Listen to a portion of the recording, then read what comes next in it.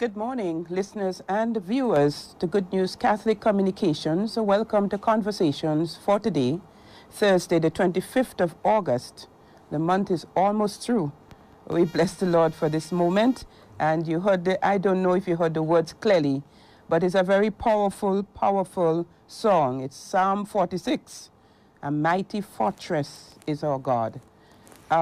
Bishop seemed to have a very, very deep appreciation for all the genres of music, but particularly this organ and this entire choir, you know, heavenly singing.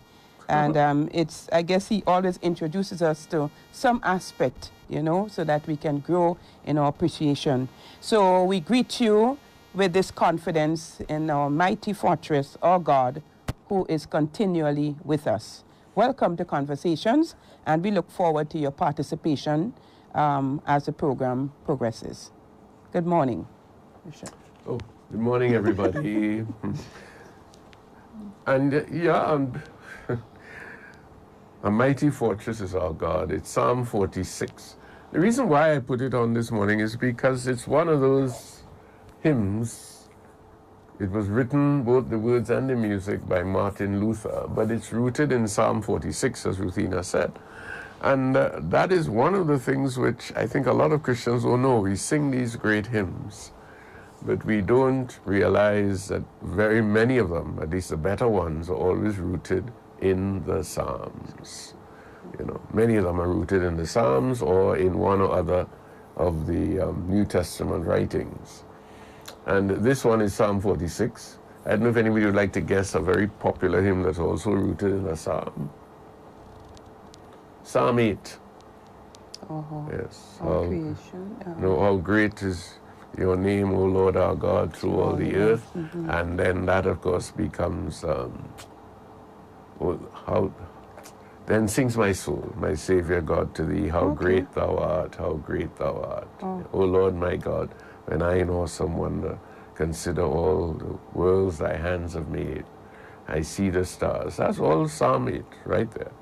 Brother Pascal Jordan is someone who has done some wonderful work in bringing the Psalms to life in some of the hymns that he himself has written.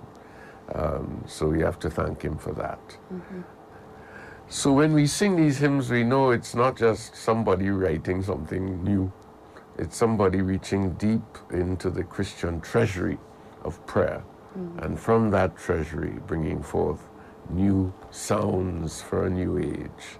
And Luther, although he takes us back to the 16th century, he was very much a man of his time. And the music there, I often think of the fact that German music in those days was very strong and Definitely. The Germans have always been this marching band, you know. You think of World War II, but you can also think of the fact that it's part of that determination and that sense of right order and so on, which marks Germans. So we thank God for this hymn. We thank God for Martin Luther giving it to us. And we think of all the great hymn writers, particularly in English of recent times. Some of the great hymns that the Anglican Church has given us. Love divine, all loves and excelling. It's really, really great hymn. Bishop, as you mentioned, the Psalms, the beauty of the office of readings too, with the Psalms that the church always prays every day, you know, and people, as I said, the Psalm represent different aspects of our feelings, our emotions, and before God. We could identify, you know, with them. So, and knowing the Psalms, it's very good to reach in at different points in our lives. Yeah. Yep. Yes. So, we encourage you to read the Psalms and to get familiar with it, and to see how your life fits into the Psalms. So thank you for choosing Mighty Fortress as our God. Maybe there are many persons who are listening, those of you who are at home. There are some that usually call the program, and we know that you're not so well. Know that God is with you, and perhaps this song, you can take comfort in it as well. So we are into the rain. When I saw you had Bishop on the program, the rains are here. I thought of a different spelling. Who wants the rain who win?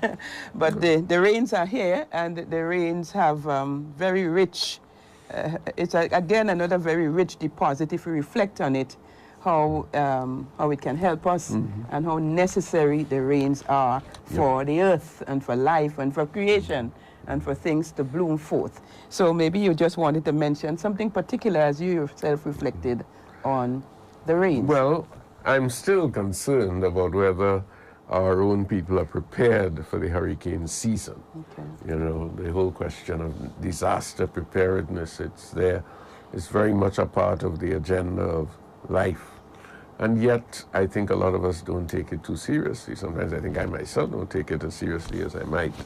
But it's to be aware of what happens. And yesterday, rain fell for about an hour. Yeah. And some areas, lots of water, because the water wasn't flowing off well enough. So it's just a matter of looking out for one another. That's the main thing I really want to help people to see. Let's look out for one another. You know, and when I say simple charity, Rutina asked me what I meant by simple charity. You're driving in the rain.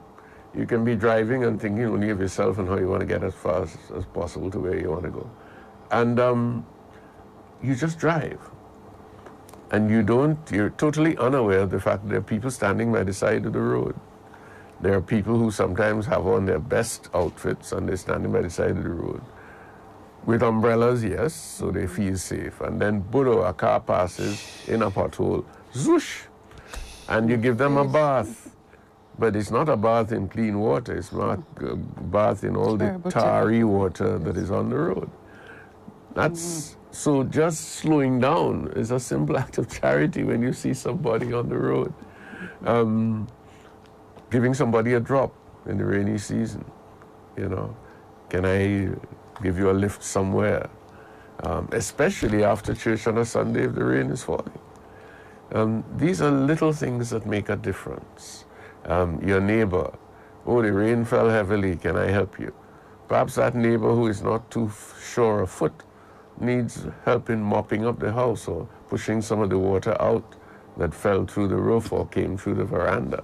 These are all simple acts of Christian charity, which we can do and which I would highly recommend to people to think about, because I think one of the biggest problems is that we are insensitive to the needs of other people as they try to respond to the particular situations in which they are. So that's just a little call, a little summons to let's take advantage of these acts of charity that present themselves to us.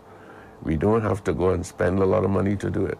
We just fall in line. And it's amazing, at least this is what I found, it's amazing how in these little ways, like you pick up a little old lady who's not going, she can't go too far, right? But you see her by the side of the road and you stop and you say, can I give you a lift somewhere in all this rain?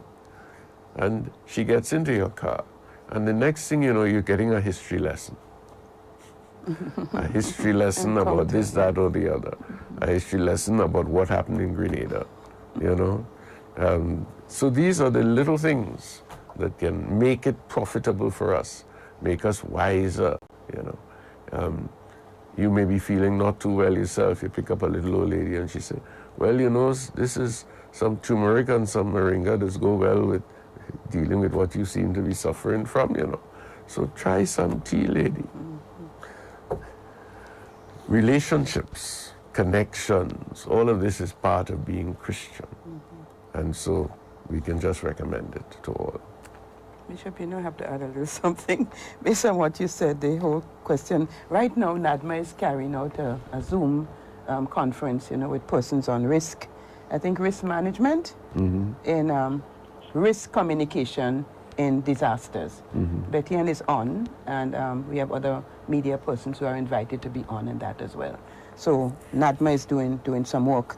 As you mentioned about this encounter, as you give someone a lift, the word encounter, it's like we meet people every day. And yesterday I came home and I said to my husband, I said, you know, there are many holy people who are out there. Many holy people. Profound lessons and encounters that you have with them, unbelievable. And we need not to take these things for granted, you know? She shared some stories with me, and trust me, I was really humbled and was able to pour out her life in such simplicity. And she was not ashamed of it, you know? But she was speaking of the enlightenment she too had in her life and how it has changed her perspective on people, you know, her judgment of people and so on. So we should not take those encounters that we have, whether it's on the bus. I was telling my husband, I say, you need to drive on the bus and feel the roughness. Because it's something else to be on the bus if you're always driving in your car. So again, you are inviting us to these encounters that we should not take lightly. Look out, open your eyes, and see how we can be of service to our brothers and sisters. Thank you. Great. All right. So I think you want to speak on some... a few things have happened over the past few days in terms of people taking up responsibilities. And Simon Steele, who was Minister for Climate Resilience and so on in the previous administration, leaves us this weekend to take up a post in Bonn, Germany, where he will become the United Nations Assistant Secretary General for Climate Matters.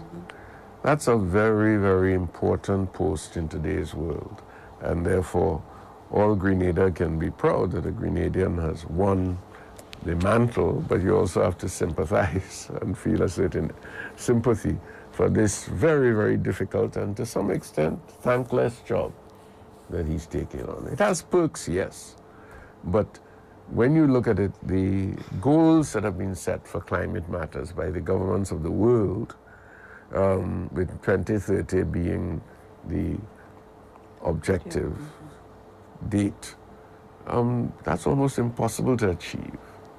And yet, Mr. Steele is taking up this job in the hope that he can make a difference, because that is the bottom line, really. Can you make a difference that maybe nobody else can make to what is happening in the world today? So it says that his previous assignment as a minister in the government of Grenada did prepare him in some ways for taking up this job. And we wish him well. We will pray for him. And I invite all of you to pray for him that he might be able to set his goals clearly and achieve some of them. And then, of course, part of that is we have a wonderful young woman, Karine James, who has taken on the portfolio that he had, climate resilience, in the new administration here in Grenada. And I'm really hoping that they can work together for the benefit of Grenada and the world. Because if he, from his position, can open up avenues for Grenada to walk through doors and so on, then we will be able to make a contribution, in fact, a greater contribution than he himself made when he was minister here.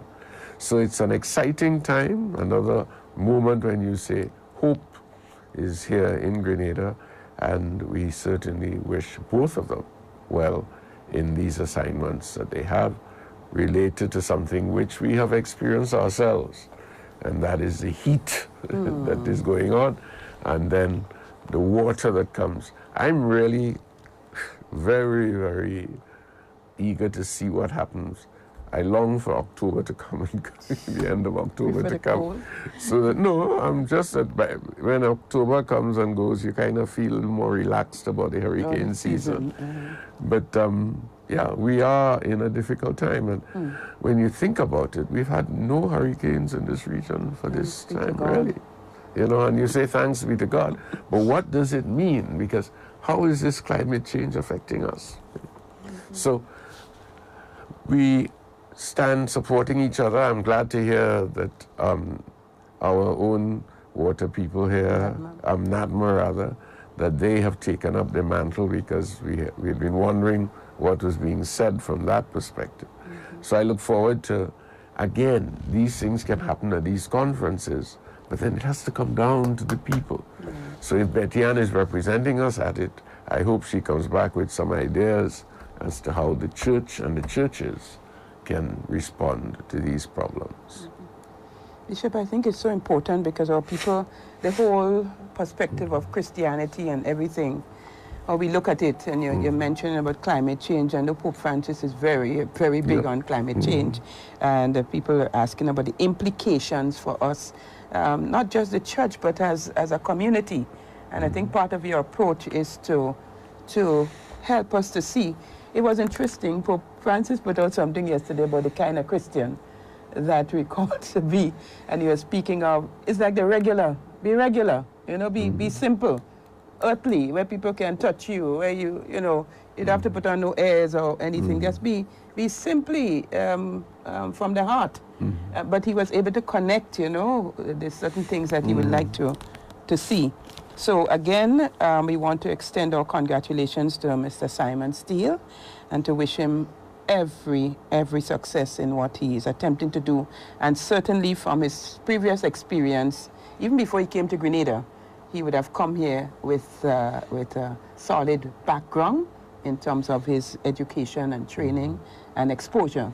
And here he was also responsible for climate resilience here as well. So we wish you all the very best. And Kireen, so many people are ahead of you too. You can take advantage of these resources. So God bless all of you in your different careers. We're going to take a short break, and when we come back, Bishop wants to speak to some religious matters more in the church at the moment. So we take a short break.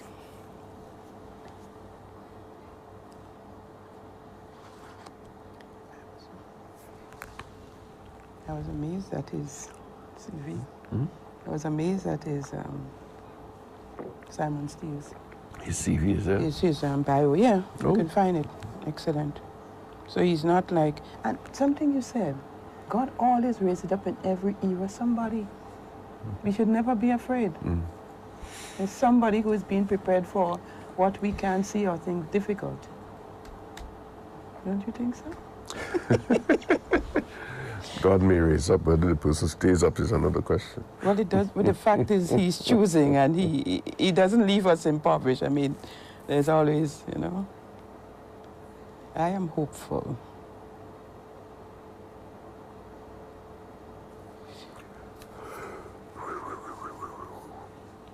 Bishop, you need something warm? No, okay.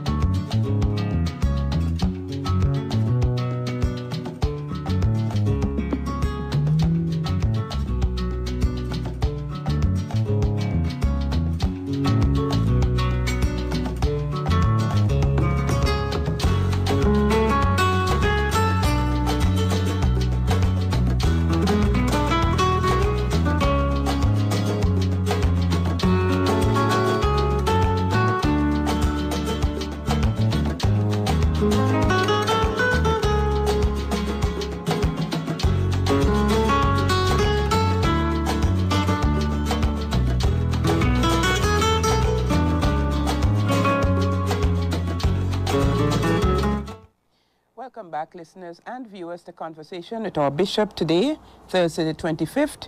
The phone lines are open, 435-0143. You can call to make your contribution. We recognize those who have joined us online, Facebook. If you have any questions or comments, please post it, and our Bishop will be ever too happy, I would think, to respond to your comments or question. So we go closer to the church, and certainly there are new developments, and Bishop would like to share with us on some of these. A number of religious congregations, of course, have general chapters this year, partly because they were not able to have them under the COVID restrictions. And one such congregation is the Corpus Christi Carmelites, which are the uniquely Caribbean congregation of sisters. Started out of England, but moved very quickly in the initial stages to Trinidad for their mother house. And the mother house is in Trinidad. They and the Dominican sisters now have their mother houses in Trinidad. But the Carmelites, Corpus Christi Carmelites, the brown sisters, as people used to call them, and people used to say, they work harder than the rest, so they can't wear white. They have to wear brown to absorb the dirt and the work that they do. But they've been doing marvelous work in Trinidad over the years, especially with young people, delinquent folks, and so on. And then, of course, they've had houses in Guyana, in Grenada, in St. Lucia. And they've just elected a new prioress general. They call her a prioress general, because in convents you have a prioress, a sister prioress for the Carmelites. It's a father prior for the priests and brothers. The prioress general was before this Sister Petronilla, and very stately lady, tall, and she has fulfilled her term. She couldn't be re-elected, and they've just re-elected the person who was her assistant. It's just elected the person who was her assistant, Sister Katrina Charles. Katrina comes with a very interesting bio. She is a qualified psychologist, and she was their novice mistress and vocations director for a number of years. She taught at the seminary. She taught the seminarians pastoral counseling, did a very good job there. And more recently, she has pulled back from that a bit. But it's interesting that they should call her to leadership at this stage of her life, because she's about my age or older.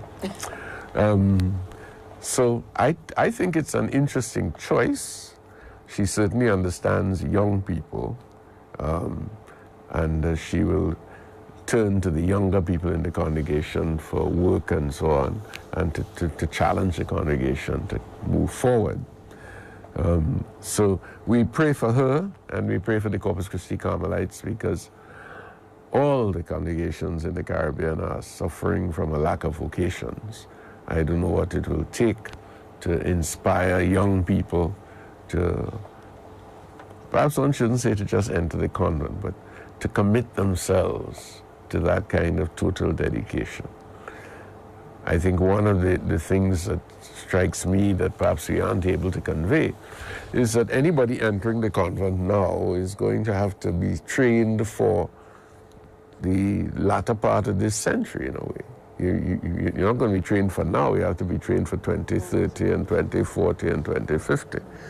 So that it's an adventure, in a way, of going forward in faith and trusting God for whatever the future may bring. I know that's not easy, because the materialism of the age, that's one challenge you face. But also, we are failing miserably to communicate certain things about our Catholic faith. I'll come to more of that later on when I talk about the liturgy school.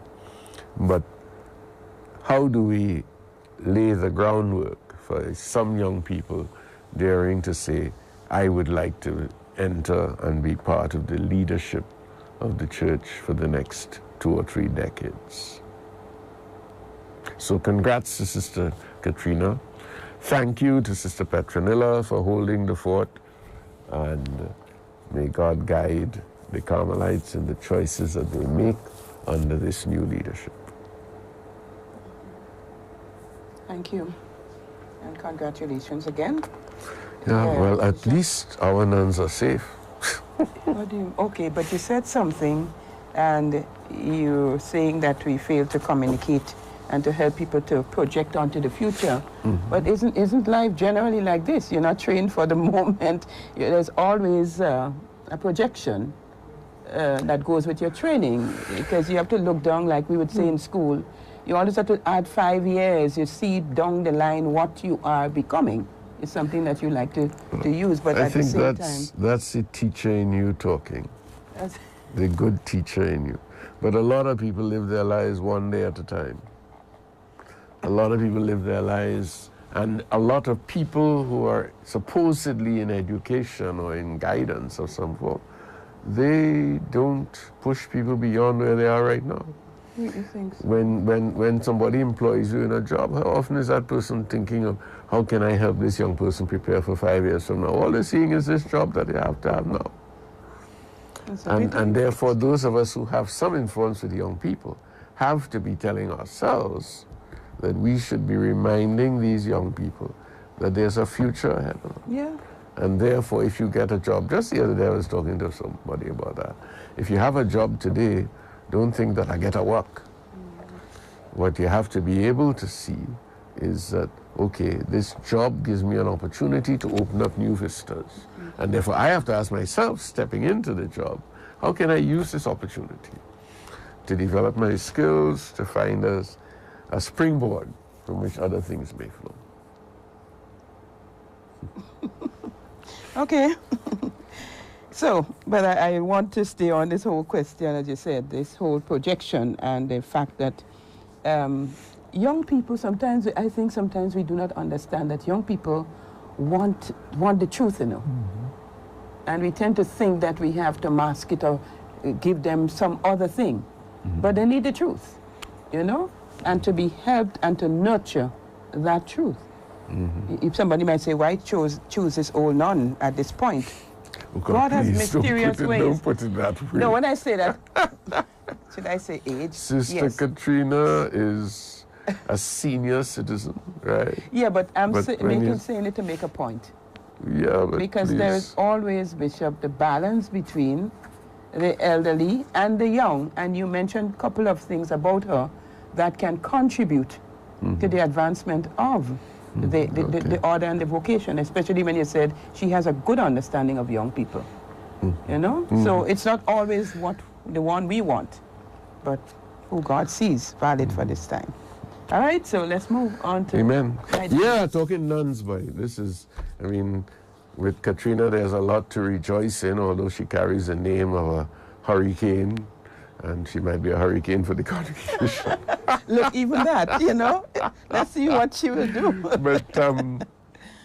But you know, what we face in other parts of the world, in Nigeria on Monday, the word came out, it happened on Sunday actually, 4 nuns were kidnapped. And what I didn't know until yesterday was that they were kidnapped and money seemingly is being demanded as ransom. So, and this has been a part and parcel of the life in Nigeria, the church in Nigeria. And I've mentioned these things before, but I think on this occasion I want to underline it a bit because we have to feel a certain empathy with our brothers and sisters from Nigeria who are part of the church here. Because no matter what you may say or think about the church in different parts of the world, the point of fact is that in Nigeria the church is under threat. The church is being persecuted. And what I think is important to understand is that some people like to see it simply in terms of Muslim Christian conflict. But it's about more than that. It goes deeper than that. It's about crime, a sort of criminal element in the society. And this, my perception tells me, it's also wherever oil has gone in recent times, there is money, and with money comes corruption, and with corruption comes violence, and with violence comes crime. So the church in Nigeria has been suffering for years in this kind of context. And you have situations where priests and nuns are being kidnapped. Ransoms are sought. There was one priest who was kidnapped some months ago, and the ransom was what they call 100 million naira, which in US dollars is 235,000 US dollars. 235,000 US dollars. And this priest could only be freed if that was paid. Now, I remember I had an archbishop who, when that issue came up with me, he had made it very clear before, he's not paying any ransom for any priest. Because his thinking was, once you pay one, you open up the door for others. And therefore, every priest is at risk when you do that. And I agree. Once you pay that kind of ransom... Where are you getting it to pay? Where are they going to get the money? Oh, well, you know, this is the funny part of it, you know. There are some people who, when they hear, you might be surprised at what might come out of the bosoms of some of those old ladies. But I think that situation you're speaking about, Bishop, the sisters have been released, you know. Uh-huh. Yes, I think I was looking, and it's Well, four of them. Yes, 4 of them. Yeah. Is there a difference between abducted and kidnapped? No. Because they were using both of the words, you know. But I think they have been, and there has been a statement from that congregation, from the sister. It's on the net, saying thanks, you know, for what has happened. They did not, they were not hurt or anything based on what she has said. So, well, that's good. That's great news. But let us continue to pray for Nigeria because, well, if we are to take the dozens of priests who have been kidnapped and some of them killed in recent times, that's not going to end with these 4 sisters. And there is a general appeal being made to the government of Nigeria. The president's name slips me at the moment, Muhammad Buhari or something like that. Yeah, but to please improve the security situation, because the security situation in Nigeria is very bad, and people's lives are at risk. The church is not able to function as well as it could, again, because some people, under the cover of the insecurity situation, use it to persecute churches, you know, especially those churches that seem to be prospering in different ways or where people seem to have money. So. But also, do you think it's because all of these vocations and so on are coming out from Nigeria? You know, because where there is, it's almost like there's an attack. Yeah, but I don't think what is happening with the church is because of the vocations. Well, I mean, when I say vocation, the church is always under attack, and there must be something that they are targeting. You know, by attacking the church, there is something that they want. What is it they want? What is it they're trying to do? Well, you'll have to ask a Nigerian priest that. No, but what I make that out to be is that, as in every political situation, you have a question of power. Some groups want power in certain ways, and they will go to any lengths to ensure it. Nigeria is due to have a presidential election soon, so all of these things are in the melting pot, you know. But it's one of the things that you have to be very careful about in dealing with matters political.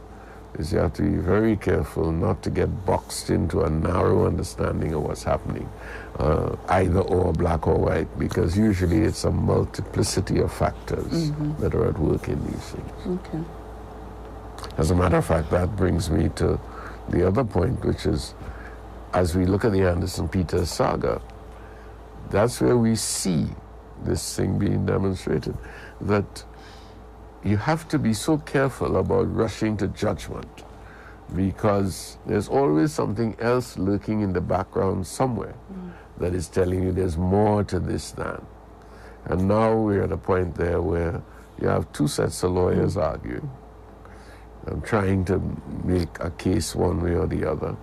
And I always say that when you have that kind of situation developing, the people involved stand to lose everything, whereas the lawyers stand to gain everything. And that's where we have to be careful, not only with Anderson Peters, but with all such situations, to try to resolve them as quickly as possible. Yes, I take that.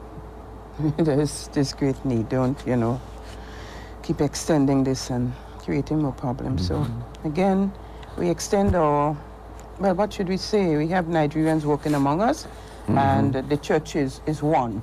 So if there's pain in Nigeria, there's pain here too. Should be. Okay? So we are all part of one body. So again. All right. So we're going to move into the gospel for today, Bishop. Well, if you're ready to read it. And then we will look at liturgy school after this, because I know you want to know what is happening by way of liturgy school, liturgy workshop, as it is announced. So the gospel for the 22nd Sunday in ordinary time is coming from Luke. On a Sabbath day, Jesus had gone for a meal to the house of one of the leading Pharisees, and they watched him closely. He then told the guests a parable because he had noticed how they picked the places of honor. He said this: when someone invites you to a wedding feast, do not take your seat in the place of honor. A more distinguished person than you may have been invited, and the person who invited you both may come and say, give up your place to this man. And then, to your embarrassment, you would have to go and take the lowest place. No, when you are a guest, make your way to the lowest place and sit there, so that when your host comes, he may say, my friend, move up higher. In that way, everyone with you at the table will see you honored, and everyone who exalts himself will be humbled, and the man who humbles himself will be exalted. Then he said to his host, when you give a lunch or a dinner, do not ask your friends, brothers, relations, or rich neighbors, for fear they repay your courtesy by inviting you in return. No, when you have a party, invite the poor, the crippled, the lame, the blind. That they cannot pay you back means that you are fortunate, because repayment will be made to you when the virtuous rise again. The Gospel of the Lord. Praise to you, Lord Jesus Christ. What say you, Bishop? What say I? Or what say me? What say I? Yes. You know, I want to just go back to the first reading, really, which begins, okay. My son, be gentle in carrying out your business, and you will be better loved than a lavish giver.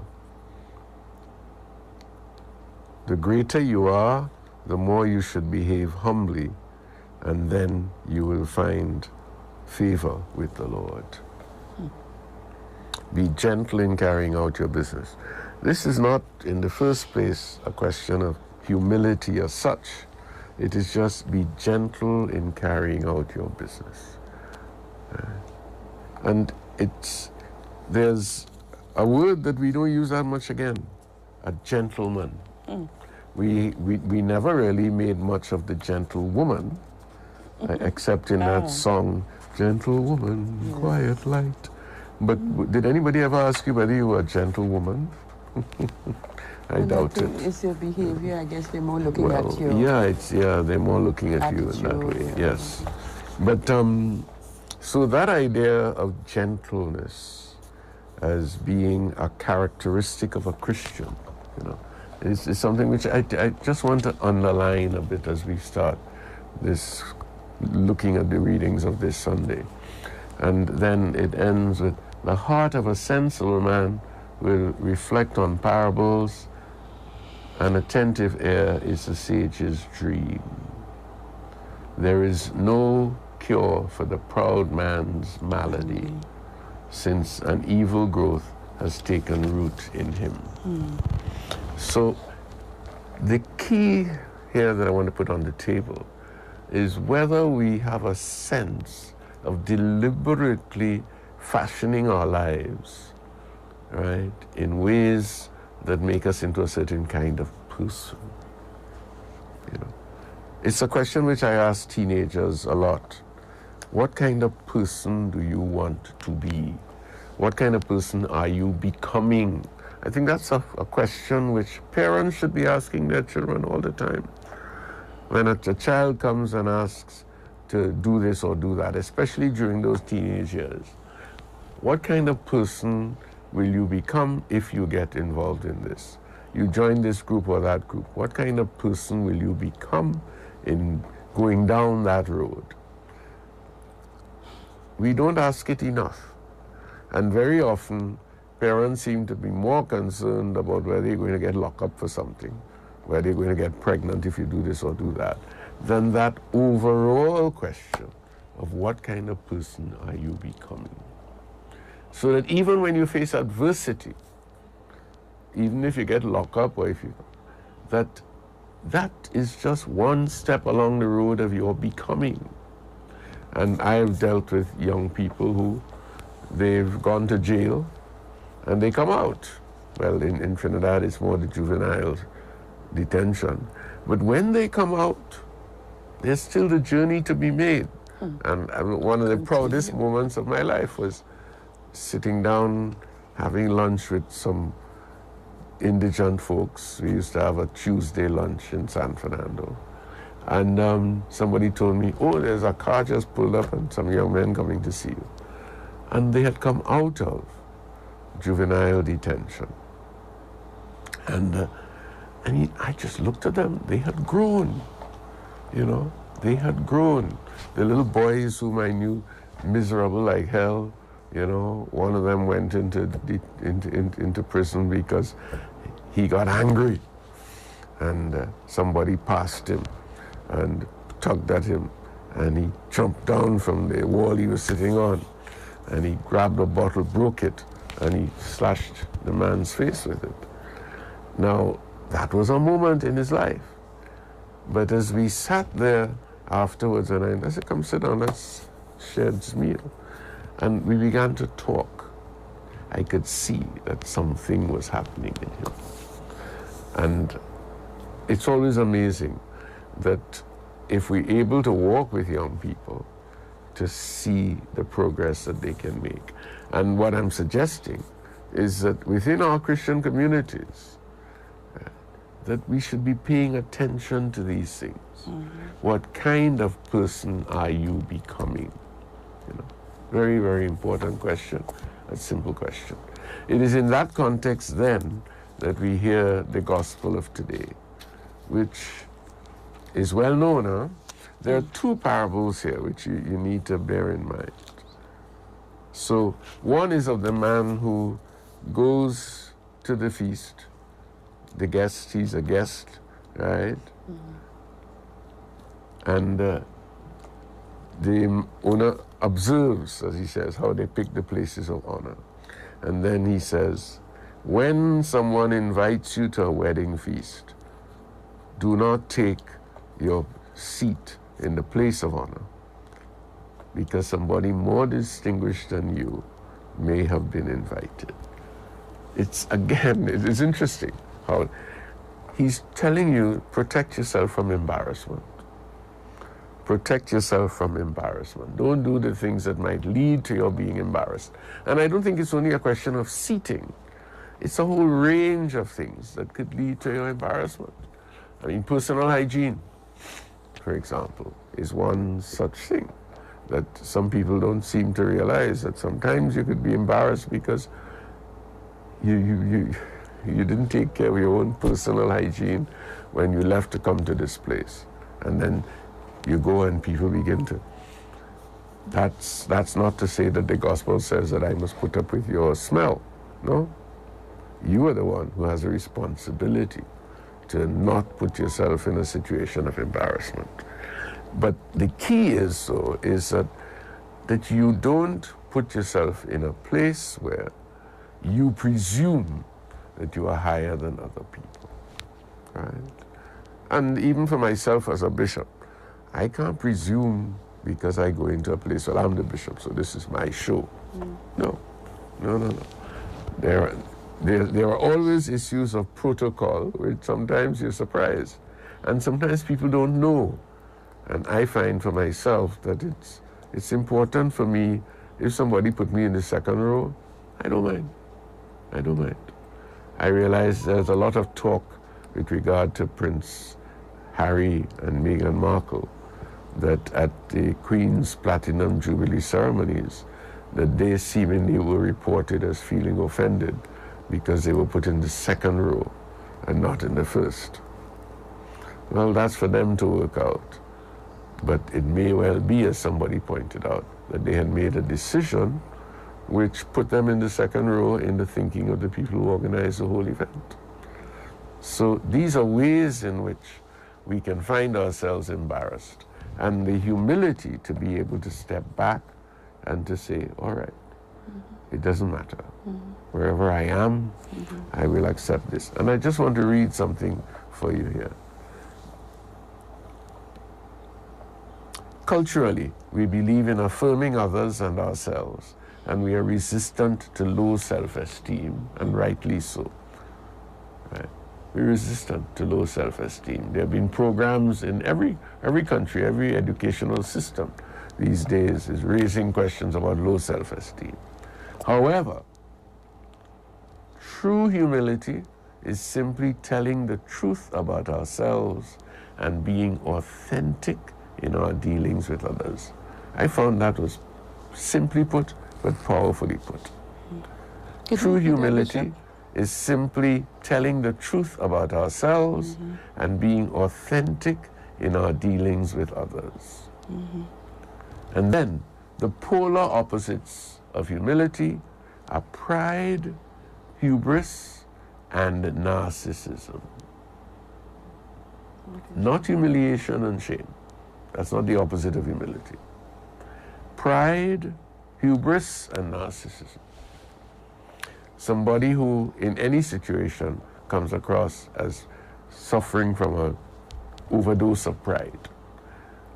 There is nothing wrong with being proud of your truth, but there's a lot wrong when your pride becomes part of this comparison with other people. I'm better than you, and that sort of thing.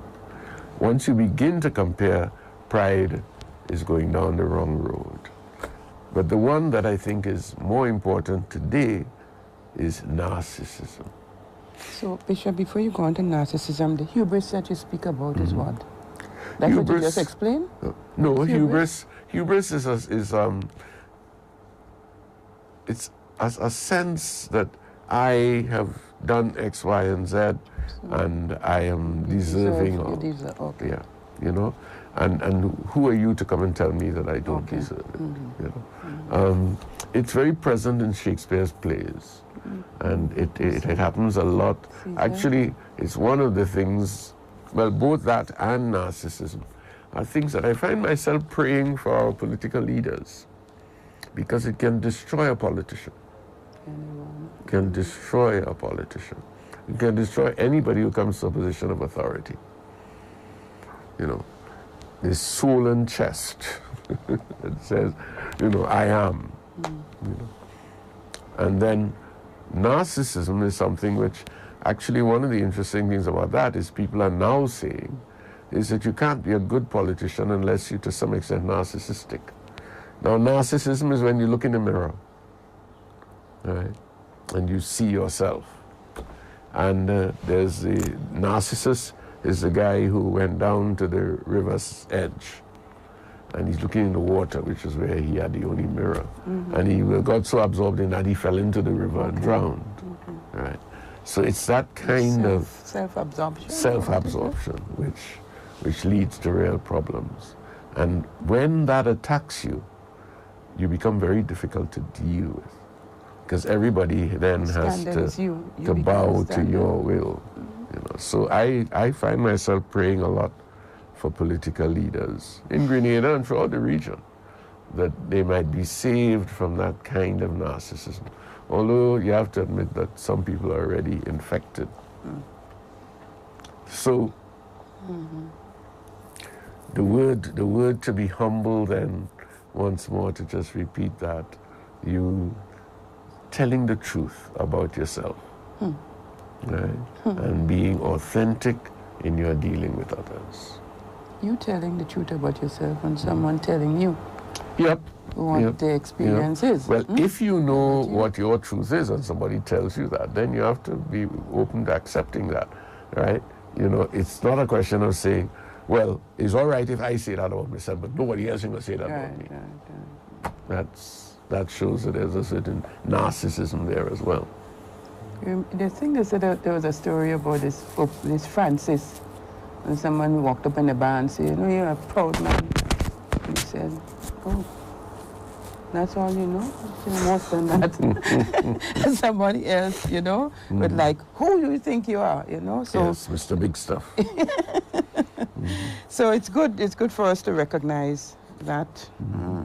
holy humility of God. Who has it? So we have to pray for that. Thank you, Bishop. Would you need to take a break? Do you want to speak about liturgy school, or you want to just move into this? Let's take a little break. Yes, okay. So, listeners and viewers, this is Conversation with Bishop. Just shared with us, insight into the gospel for the 22nd Sunday, 22nd? Sunday in Ordinary Time. We're going to take a short break. The lines are open, 435-0143. You can call, but we'll take a short break, and when we come back, we'll move into liturgy school.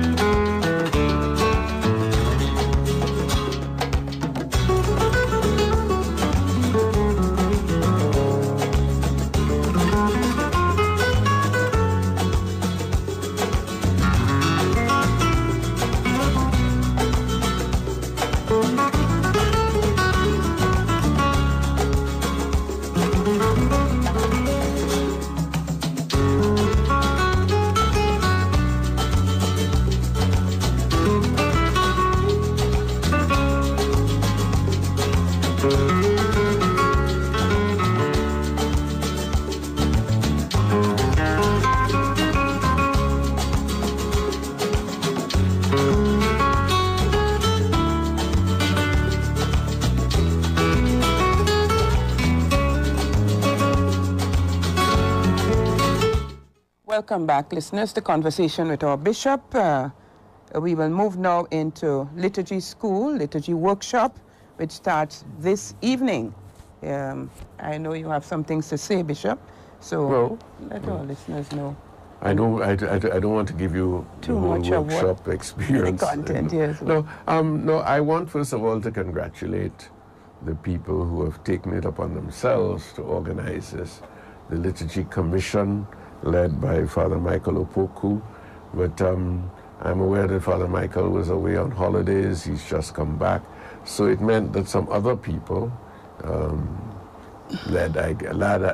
gather that they've been led by Dave Hopkins, have taken it on themselves to organize the thing, and it seems to be coming off. So I look forward to that myself. I hope to be there on Friday and Saturday, on Friday and Sunday.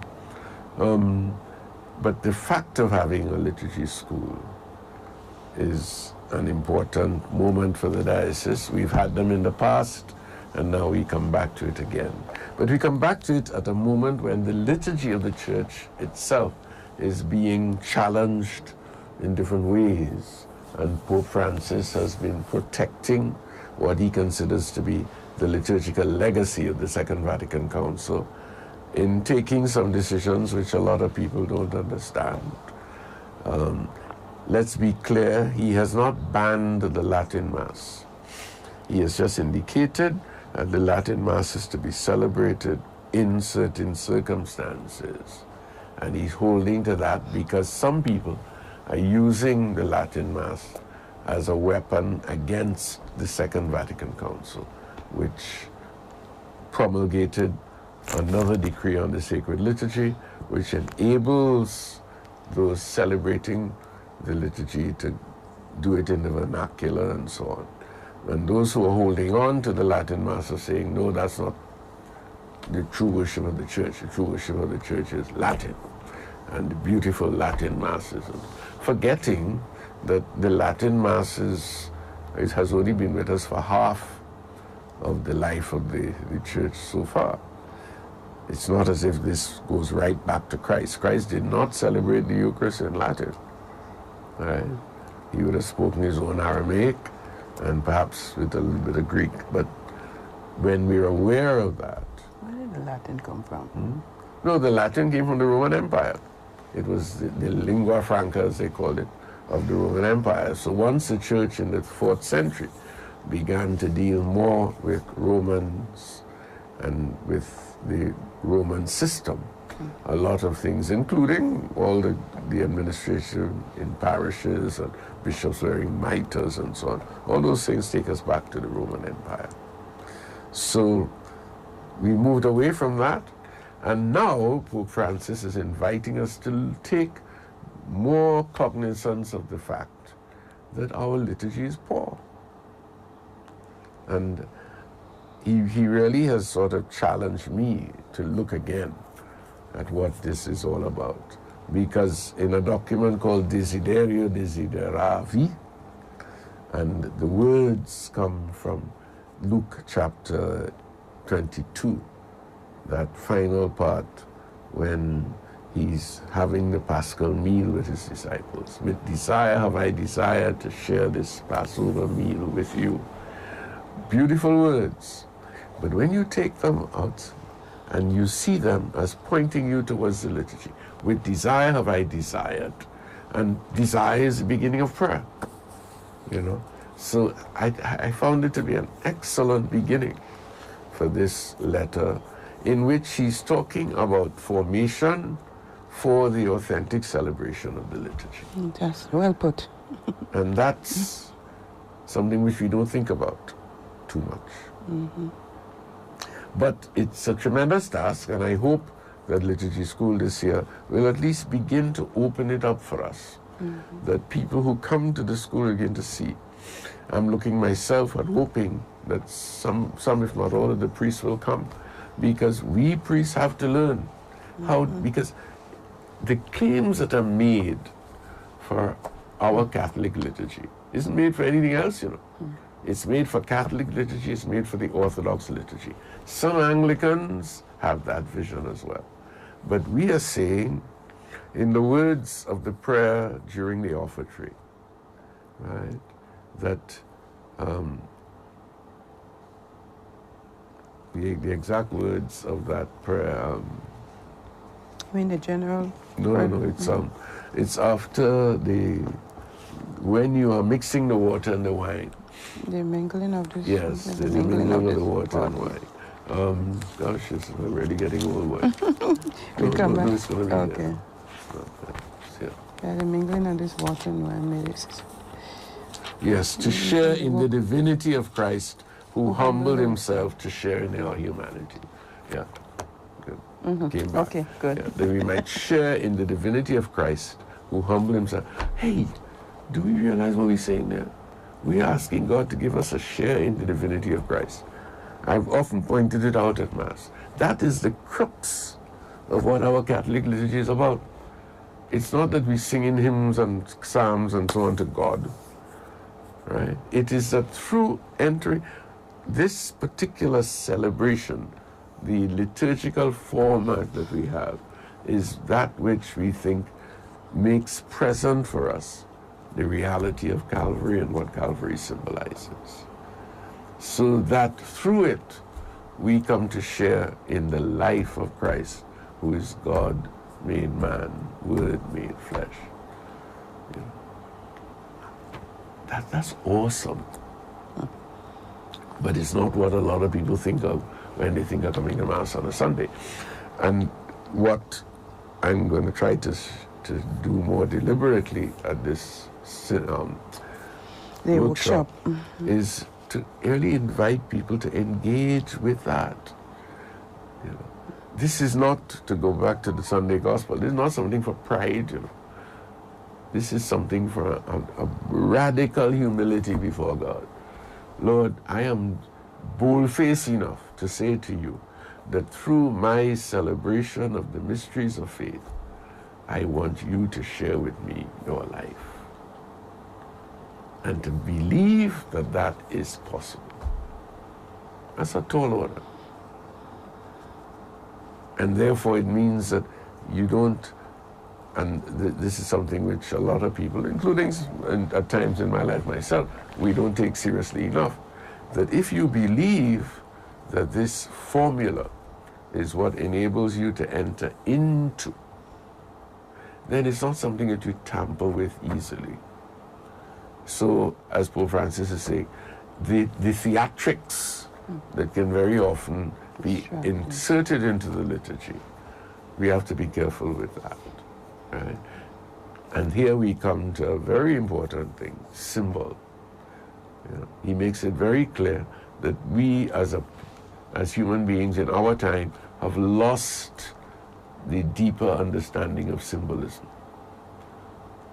We've lost our capacity as human beings to see the symbolic value of a lot of what we do. So now you're coming to say to people who have no sense of symbol that here you have to enter into this symbolic reality. And they can't. They can't. They find it difficult. So there's a tremendous task ahead of us. And I've trembled at it myself, because as I think of what that makes my own responsibilities in this diocese, a responsibility which I have to share with my priests, who don't always share my concern, it makes it, you say, Lord, help us. Help us to understand what we are called to communicate, to live it in our own lives, and then to be able to share it with our brothers and sisters so that they in turn may experience the gratuitousness, the absolute free gift that God makes of himself in Jesus Christ. Amen.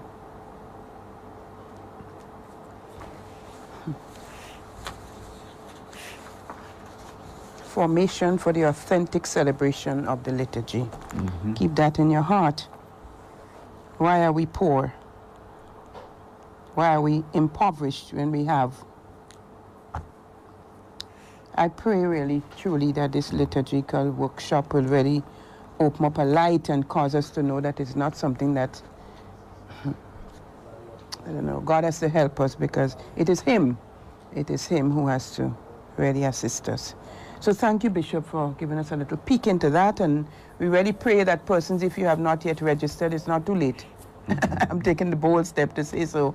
And we really hope that all the parishes will be represented somehow, because it really, you don't want to defeat the purpose of what is going to happen, because you have to come back and to help your parishes in celebrating the liturgy. So, to God be the glory. Just before we move on to schools, Bishop, just briefly, you want to mention something about yes, again, charity, the assistance? No, I faced a few situations recently of women coming for help with construction. Mr. Darius of Caritas has had the experience over the years of building houses for people and that sort of thing. We don't have the resources that we had some years ago, just after Ivan. There were a lot of resources available. That's not true. But so what I'm hearing from women is that they want to build a house. Some people have saved the money to do it. But they're catching a lot of trouble because men are not being responsible.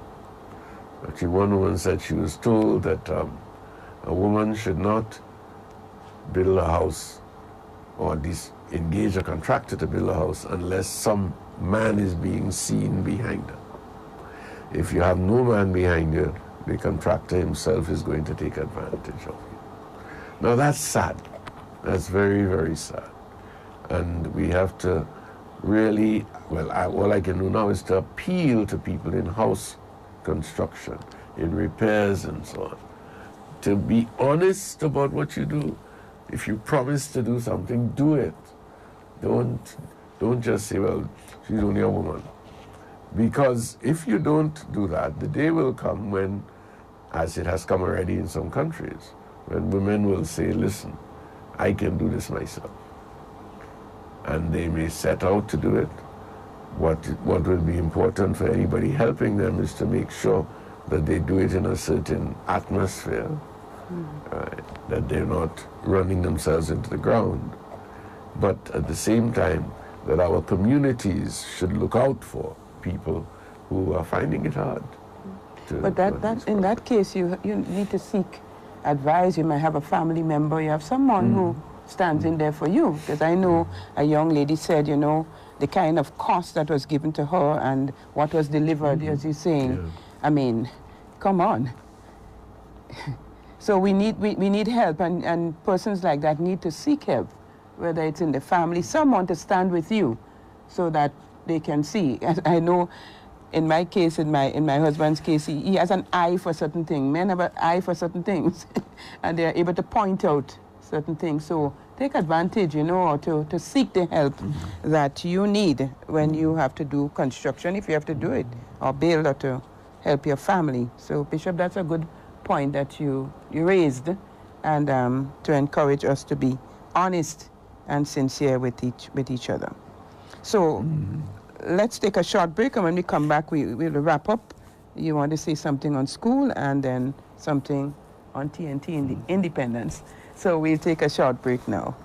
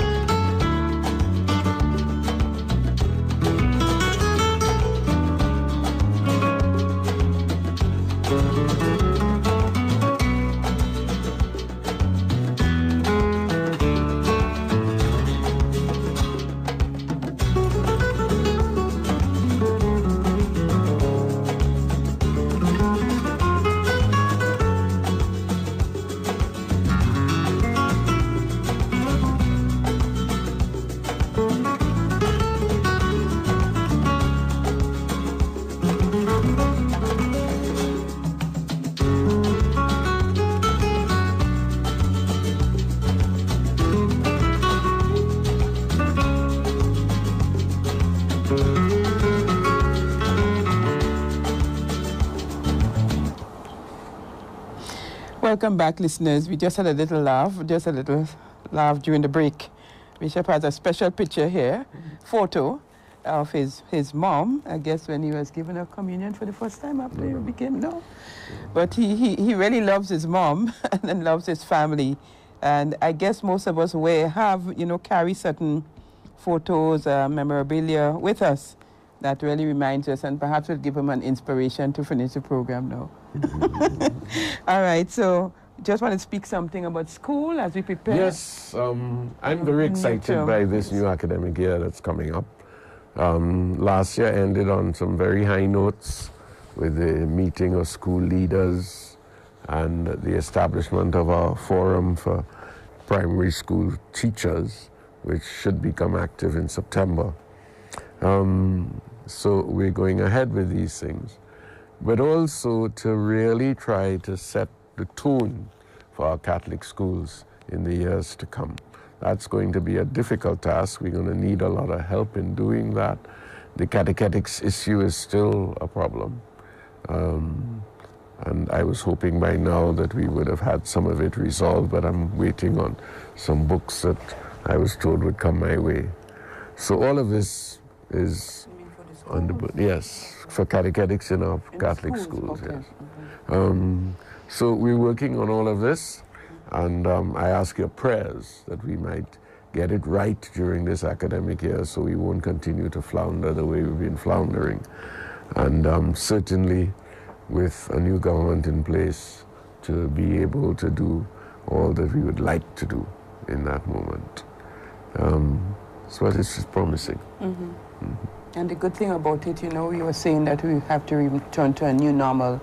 It's so good to know, with the unions and so on, things are fairly resolved, and at least you'll be back face to face. And, I think that the students, really miss that contact, and teachers as well. So hopefully with the new atmosphere. But we still have to be careful, though, because I think people are not paying sufficient attention to the fact that COVID-19 is still around. Oh, you mean to still maintain care? Yeah. Okay. All right.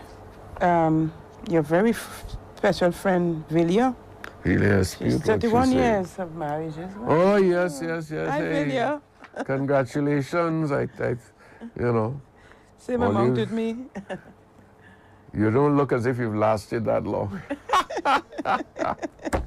You look like if you're still, just 10 years, but that many years, Gil. I remember that day very well in Tanapuna Church. So Villia is Trini? She's Trini? Yes. Okay. She's Trini, her husband is Jamaican. Okay. And between them, they have Aki and Broti. Aki and Salvage that go together? Aki and Roti. Okay. So again, school opens, I think, on the 6th, 6th of September. Yes.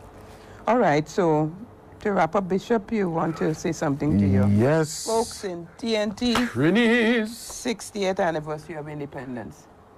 Yes. Like a drop of rain in an ocean. You want to sing to them? Like a drop in the sea. Many, many nations still have to learn from we. How we aspire and we achieve. So hard to believe. Unity that is true unique. It is fantastic, yes, so to speak. It is fantastic, yes, it is. The way that we live as one. Those were the lines. You just make up that? Those were the lines that really had us moving in the 60s when we became an independent nation. And today, as we see the violence, as we see the lack of resolution of some of the endemic problems. I heard today on the radio of the death of another young man. I don't know what the full circumstances are, and the courts will have to decide that, or the investigations of the Complaints Commission, Police Complaints Commission.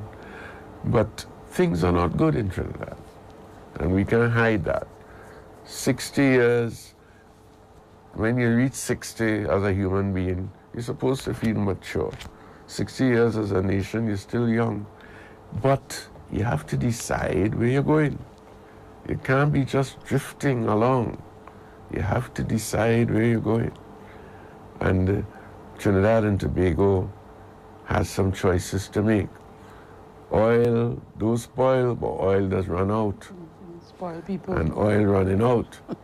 Yes, as Tina says, it does spoil people, and it spoiled a lot of Trinis over the years. So 60th anniversary, a great time to reflect, but also a time to try and make some decisions about where we want to go. I can stay here and say that, but who will, as they say, take the bull by the horns and work the thing? That's another question altogether, because the leadership just has not been there. Or let's put it this way, the leadership has been pulling the country apart rather than bringing it together, and blaming each other all the time for those challenges that we face. So how do we deal with that? Last night somebody sent me some video footage of pan and powder. It was lovely. Salamas with the powder going all over the screen, and people having a good time. And I couldn't help thinking that I just sent a letter 2 days ago to Chrislina Lushington, who was one of the organizers of a Salamas in Grenada for Carnival this year. And it was under-patronized, as we might even go so far as to say maybe the band boss, And I want to congratulate Miss Lushington and her colleagues for daring to go down that road for Grenada, daring to go down a road that is not only about flesh, but a road that is about really having a good time, enjoying yourself, taking on a different persona, right? and all the things that we associate with mass, sailor mass, with all stars or renegades or any one of those traditional sailor mass bands. And to thank God for that, to thank God that we still have something that we as Trinidadians and Tobagonians can look back on and say, this is who we are. Whether it's Jose or Carnival or Eid, that there are things which we've always celebrated. And let's continue to celebrate them. But let us also find the ways, especially through the education system, to teach our children better than what we've been doing so far.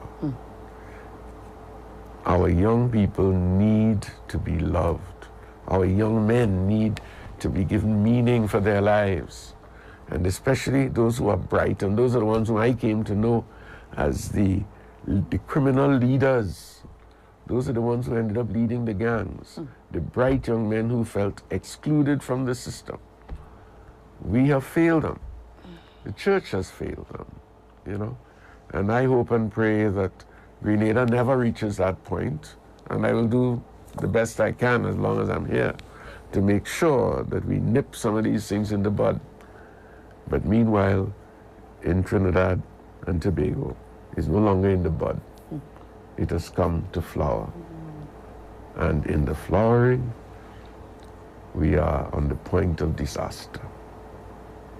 So let us hope and pray that with age 60 will come a new dispensation. Because when you retire from one job, you take on a new one. You have a second spring. Let's hope that 60 marks a second spring out of the winter of the discontent of our criminal affirmations of recent years. Out of that winter, something will burst forth for a new spring, for a different TNT.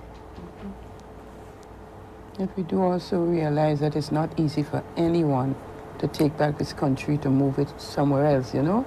So when you inherit something and a pattern has been entrenched, you know, so it's good that this appeal goes out, and we cannot despair, because I think, as I said to you before, I believe God will raise up someone to help someone. If you'd only hear what he's saying, that you can be different, you can make a difference for your people. So as we prepare for your 60th anniversary, as you say, think of the aspects that you'd want to celebrate, really, what you'd want to keep. And you could grieve about what is lost, you know, and feel the pain of what is lost and seek some restoration. We want Caribbean. We want Caribbean. So good luck to Trinidad. All right? And Tobago. And Tobago. Let me not forget. Yes, Tobago and Trinidad. I better be careful. Well, yeah, if you're, I mean, if Trinidad gets a new prime minister, he might say Tobago and Trinidad. All right. Trinidadians, I don't know if all you understand that one, but one of these days you might. We'll explain to you. We'll explain. All right. So we have someone saying here, Bishop, that Deacon Raphael Johnson had written one of the most comprehensive math books for high school. It should at least be made a reference book for our schools. Maybe you're not aware of it, but I know he's been trained, I think, in the area of mathematics. Okay? And someone is saying, I was once the secretary of Emmaus Center. That's in Trinidad, where I met Bishop. That is Irene McDavid. You remember? Okay. All right, so she's asking God to bless you and bless Trinidad. And Tobago, I must remember. All right, so listeners and viewers, that's all the time we have. Sure, we were able to cover some grounds here to remind us of the rainy season and to exercise our charity and our concern for our neighbors before we are asked. And to congratulate those who are making Grenada proud, persons like Simon Steele, who is now taking up a new office. That's the UN Secretary General for Climate Matters. Assistant. U.S. Assistant. UN General Assistant General Secretary. Or Secretary. Secretary General for Climate Matters, which will have great implications for us here as a nation and for the Caribbean. Also congratulate the Carmelite, the Corpus Christi Carmelite, on the new election of the new prioress. When you become a Katrina. prioress general, you should probably deserve less congratulations and more sympathy. Anybody I wonder what assuming she would leadership say. in today's I wish we church. could meet her one day. Well, we will meet her one day. Perhaps we could. That's something we might do. Call her and let her talk on the program. Yes, we could, yes, okay. Or when she comes to Grenada to interview her. Yes. And please remember our liturgical workshop begins this evening. All are invited from the parishes, and ensure that your parishes are represented.